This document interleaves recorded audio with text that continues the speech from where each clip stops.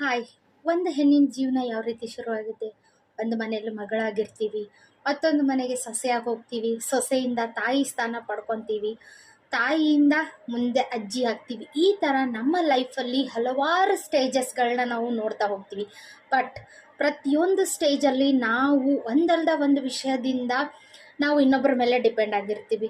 ಮೊದಲು ತಂದೆ ಮೇಲೆ, ಆಮೇಲೆ ಗಂಡನ ಮೇಲೆ, ಆಮೇಲೆ ಮಕ್ಕಳ ಮೇಲೆ, ಆಮೇಲೆ ಮೊಮ್ಮಕ್ಕಳ ಮೇಲೆ, ಈ ರೀತಿ ಅಲ್ವಾ?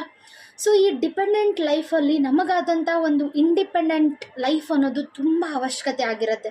ಅದು ಫೈನಾನ್ಷಿಯಲ್ ಫ್ರೀಡಮ್ ಆಗಿರಬಹುದು, ಇಲ್ಲ ಮತ್ತೊಂದಾಗಿರ್ಬೋದು.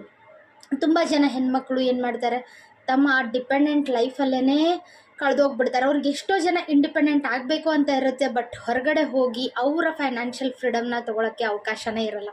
ಆ ಥರ ನೀವು ಆಗಬಾರ್ದು. ಮುಂದೆ ನಿಮ್ಮ ಫ್ಯಾಮ್ಲಿಗೆ, ಮುಂದೆ ಬರುವಂಥ ನಿಮ್ಮ ಜನ್ರೇಷನ್ಗೆ ನೀವೇನಾದರೂ ಒಂದು ರೋಲ್